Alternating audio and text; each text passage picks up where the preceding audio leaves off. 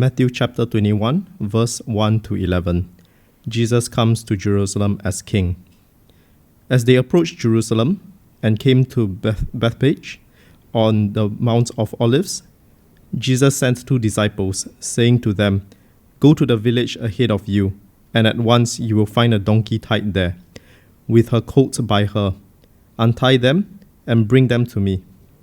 If anyone says anything to you, say that the Lord needs them, and he will send them right away." This took place to fulfill what was spoken through the prophet. "Say to daughter Zion, see, your king comes to you, gentle and riding on a donkey, and on a colt, the foal of a donkey." The disciples went and did as Jesus had instructed them.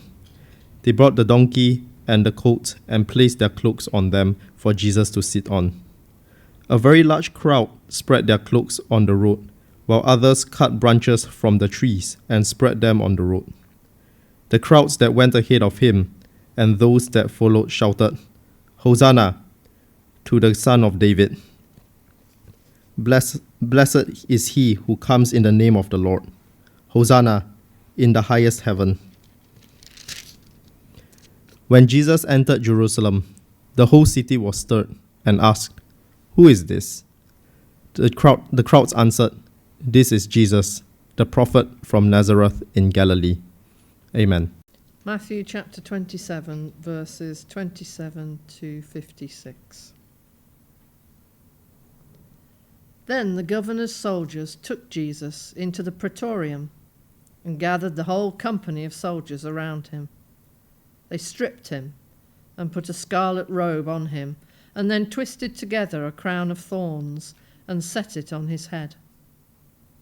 They put a staff in his right hand. Then they knelt in front of him and mocked him. "Hail, King of the Jews!" they said. They spat on him and took the staff and struck him on the head again and again. After they had mocked him, they took off the robe and put his own clothes on him. Then they led him away to crucify him. As they were going out, they met a man from Cyrene named Simon, and they forced him to carry the cross. They came to a place called Golgotha, which means the place of the skull. There they offered Jesus wine to drink mixed with gall, but after tasting it, he refused to drink it. When they had crucified him, they divided up his clothes by casting lots. And sitting down, they kept watch over him there.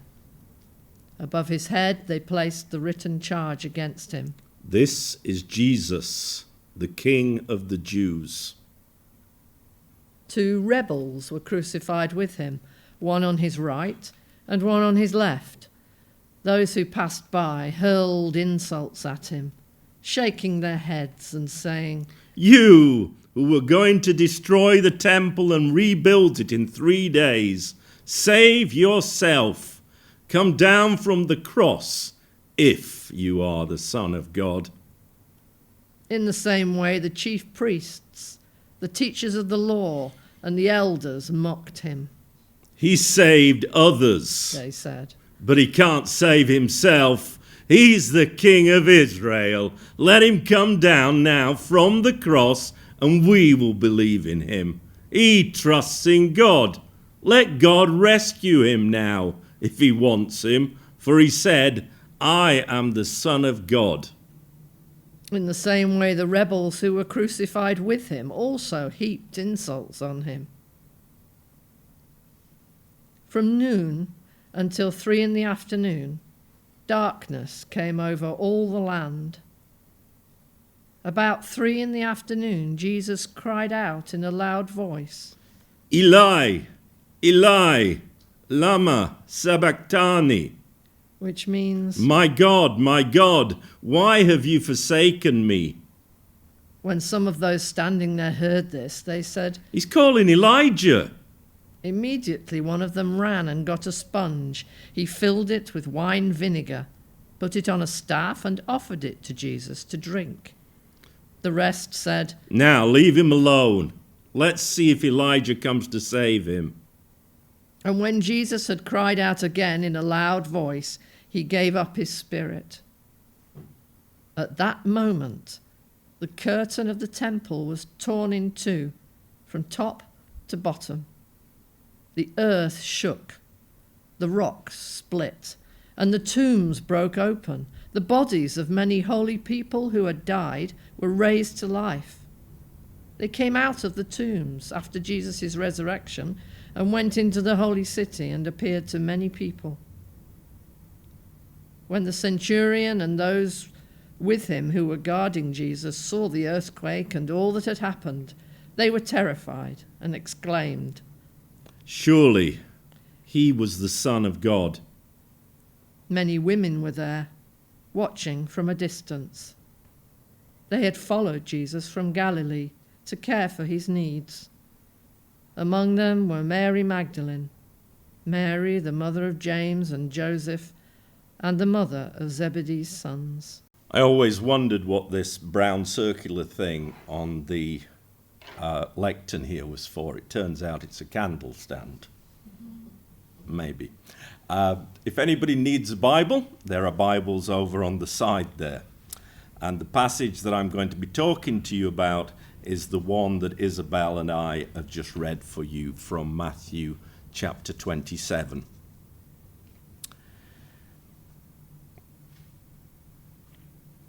Whenever I think about these passages about Good Friday, about the day of Jesus' crucifixion, I can't always get out of my head films that I saw when I was a child growing up.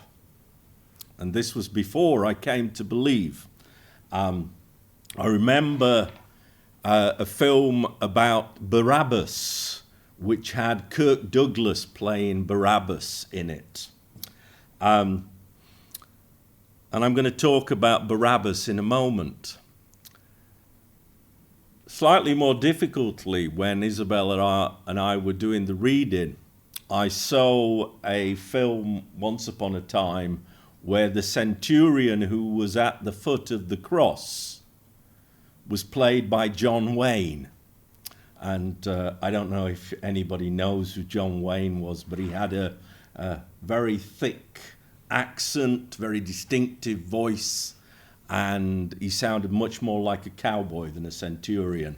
And so when he said, "Surely this was the Son of God," or something like that, I'm always tempted to go into that voice when it's a good job I can't do it better, because I would be tempted to put that on. But obviously we remember these things, and these are not Hollywood things. These are serious issues. Because at the very least, this was a man, Jesus, who died unjustly. And I remember some years ago, Amnesty International were running a program to highlight the problems of false arrest and death penalties in countries overseas. And they contacted a guy called Bob Dylan, who's a very well-known songwriter. And they asked him for a song that they could use at the head of their campaign to highlight false imprisonment. And he offered them a song which wasn't Blowing in the Wind or The Times They Are A-Changin' or something like that. He offered them a song called In the Garden, which opens up, "When they came for him in the garden, did they know? Did they know he was the Son of God? Did he know that he was Lord?" Amnesty International didn't take him up on his offer and turned to other songwriters. But we must remember that however we think about Jesus, whether we think he was the Son of God or we don't think he was the Son of God, then at the very least, he was the victim of a massive injustice. And injustice makes God angry. Does it make him angry enough that he would raise the victim of the injustice from the dead? Now there's a burning question. This man Barabbas, if you read through the whole of the story of the crucifixion, you would find out that he was a man that the crowds pleaded for. Just as on Palm Sunday, they had shouted out to Jesus, "Save us, Son of David." When the Romans asked for the traditional setting free of one prisoner, they chose Barabbas over Jesus. And the irony is that the name Barabbas means son of the Father. Bar, son, and Abbas, father. And one of the things that they leveled against Jesus, an accusation, is that he claimed to be the Son of God, the Father who was in heaven. We're told that Barabbas was an insurrectionist, somebody who sought to overthrow the Roman Empire. Some of the Jewish Sanhedrin suggested that Jesus was claiming loyalty from the people rather than that loyalty going to Caesar.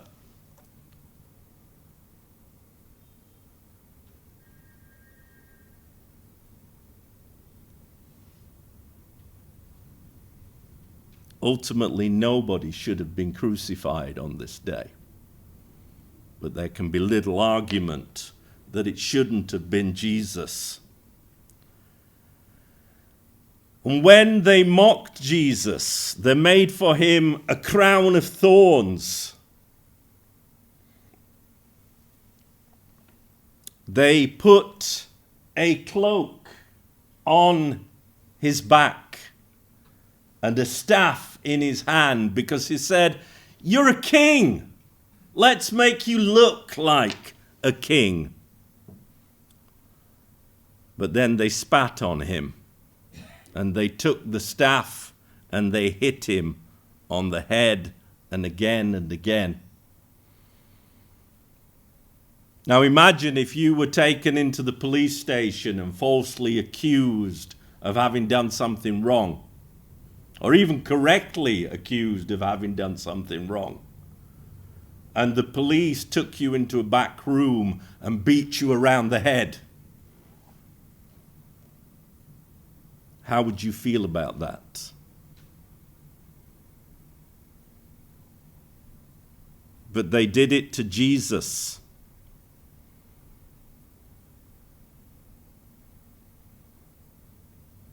And even though he allowed this to happen, Pilate washed his hands and said, "His blood is on your hands. I have done nothing wrong."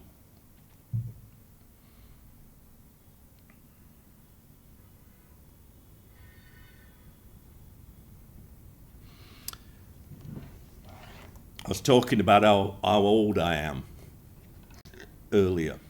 And back in the 1970s, we had this thing in this country called the 3-day week, when people weren't able to go to work for the rest of the week because there was insufficient power in the country. And you had to get home from school in order to be there before the streetlights all went out.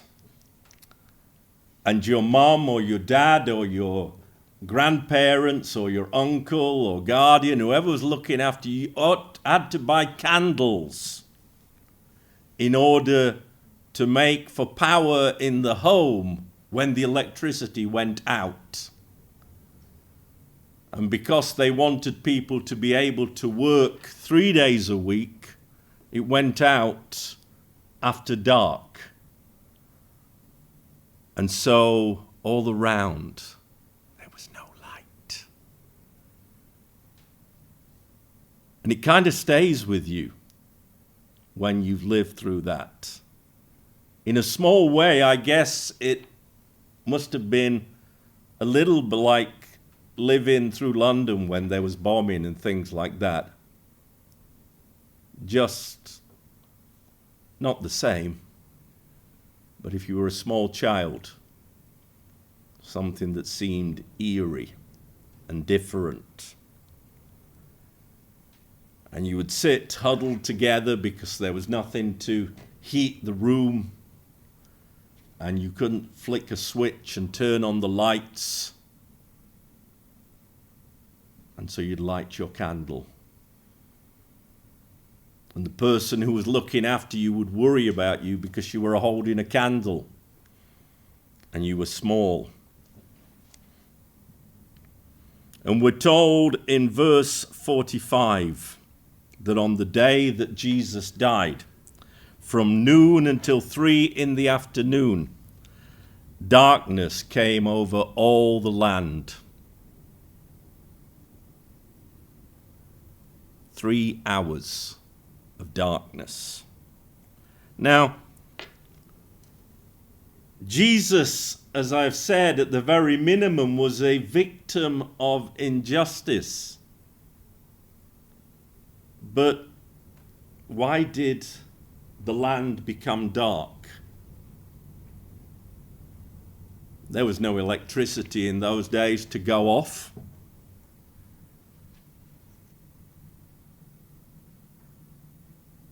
And it wasn't night time yet, but it was dark.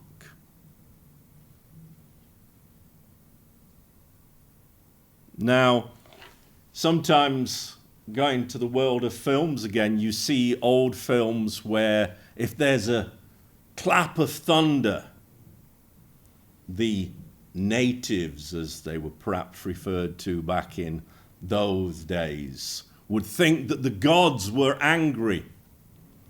And obviously, we're much wiser now. Or at least we think we are. But this darkness seems to be a strange coincidence. Was God angry with the people? This man hung upon a cross, and over him was a sign that said, "The King of the Jews." And the Jews were God's people. And we're told in the other Gospels that this phrase, "the King of the Jews," was written in several different languages. And so on this field, outside the city wall where Jesus was being crucified, almost everybody who was stood there who had the ability to read, which not everybody did, but everybody who did would be able to see what he was dying for. He was dying for being the head of God's people. But there are many distinctive things about the Jewish people, but primarily the distinction is that they claim that God chose them in the Old Testament to be a special people for him. And then one man came in the name of love. There's another song. And he died for being the head of God's people. All of a sudden, as the sky went dark all around, Perhaps your concern should turn from the fact that there's a great injustice here to something more. Maybe the darkness was a sign of God's disapproval. Maybe it was a sign of God's anger. Certainly the people who were at the foot of the cross thought so. They said, let's see if God wants him. For he said, I am the Son of God.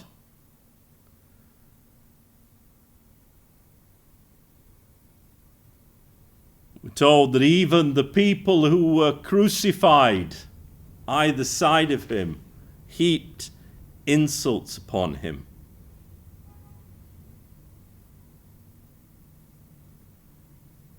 We always comfort ourselves by saying that we're told in one of the Gospels that one of the men who was hung on the cross next to Jesus stopped heaping insults and said, Lord, remember me when you come into your kingdom. And our great hope is that Jesus said to him, I tell you that today you will be with me in paradise.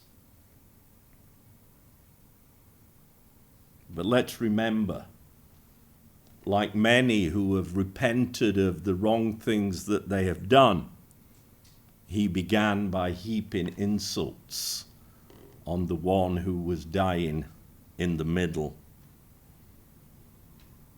And Jesus was dying in the middle of history. We're told in the Bible in Ephesians that it was just at the right time that God sent Jesus into the world to bring salvation. It was just, everything was primed for what God was going to do. That's why that Jesus rode in on the donkey and people shouted for him to save them. And they knew also that salvation was going to come not from down here, but from the highest heavens. That this was something that God was going to do.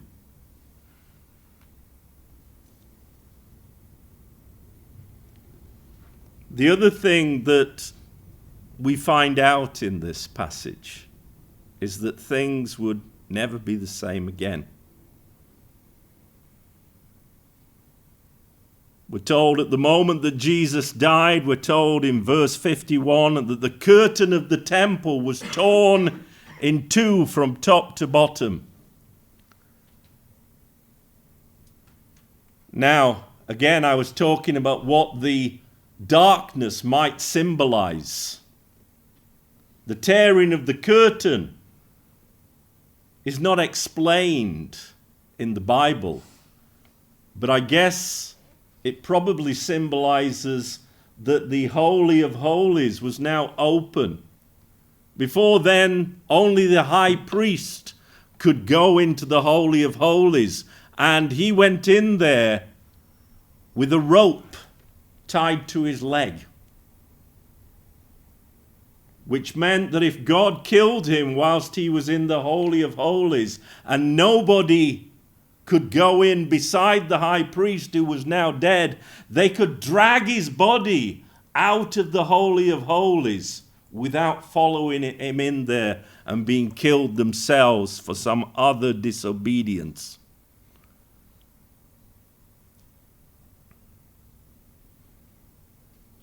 But what does that mean? I don't know what the Holy of Holies looked like, but I guess it wasn't too big if only one man needed to go in there. So even that symbolized something else. And the symbolization of the Holy of Holies is explained in the Old Testament, that it meant that you could go directly into the presence of God. So the Holy of Holies represented heaven. And when Jesus died It meant that heaven's doors were open. For centuries, people had been knocking on heaven's door. It's another song. But now the way was open.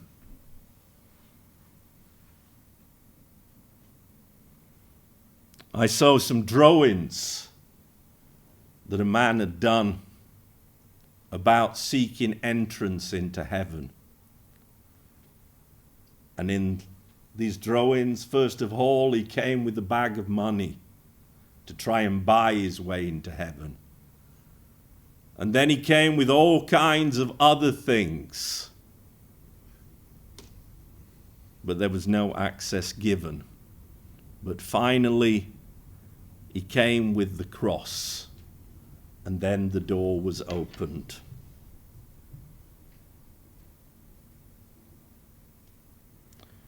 We're told that the earth shook, the rocks split, and the tombs broke open. And again, this is a kind of a symbolization, because holy people who had died were raised to life.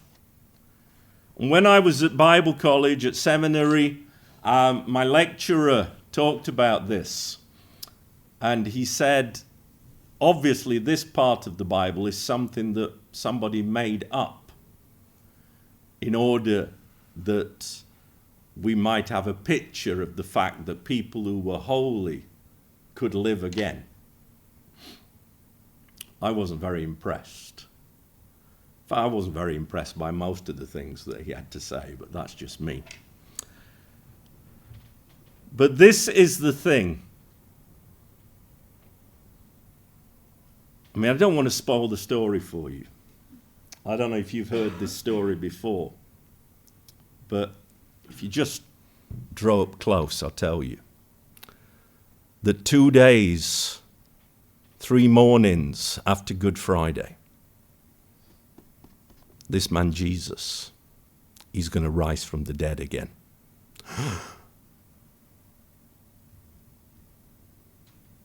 And 40 days after he rose from the dead, he's going to stand at the foot of a mountain and he's going to be taken up into heaven.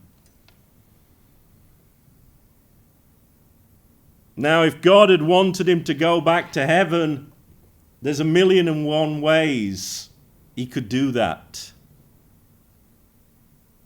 But the fact he went up visibly showed that people like us who do stuff wrong and regret it and try to put our faith in God, we can go to heaven as well, just like Jesus, who has opened the way by tearing the curtain open, even though he wasn't there to tear the curtain, who opened the tombs and holy men came out, even though he wasn't there. This man who was the King of the Jews, who was the Son of God, who was the Messiah.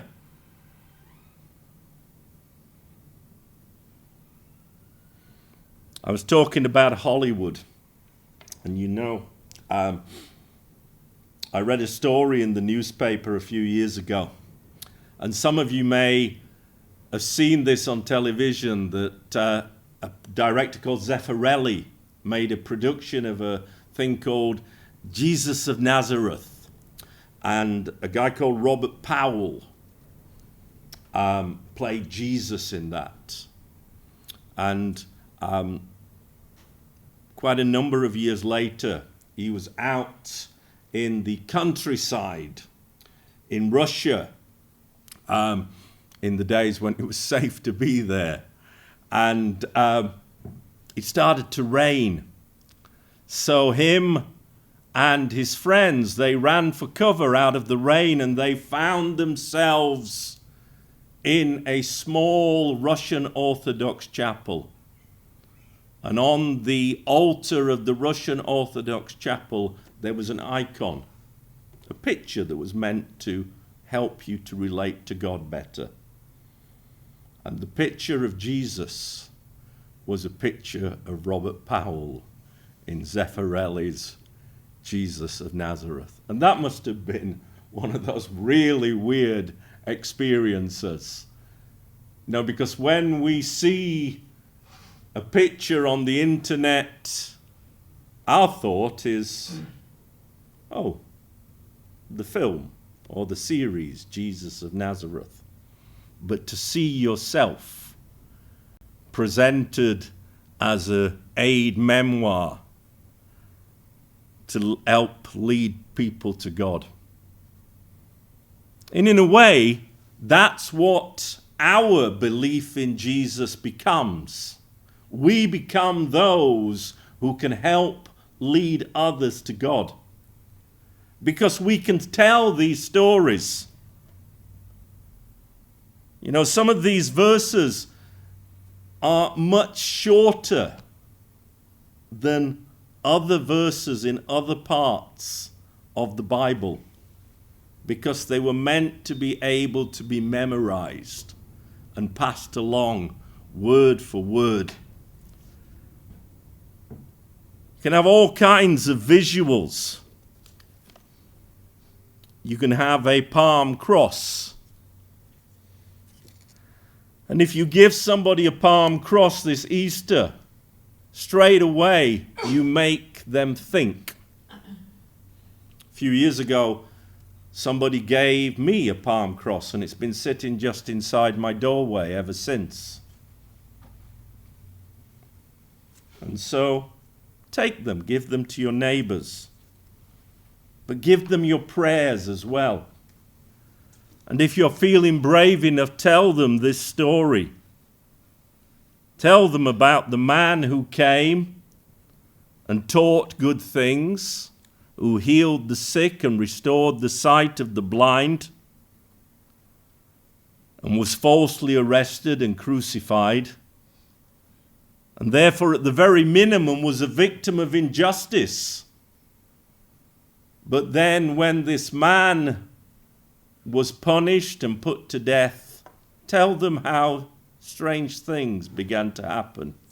Tell them how the sky went black. Tell them how the stones cracked. Tell them how the ground opened and the dead began to rise. Tell them of God's love. Amen.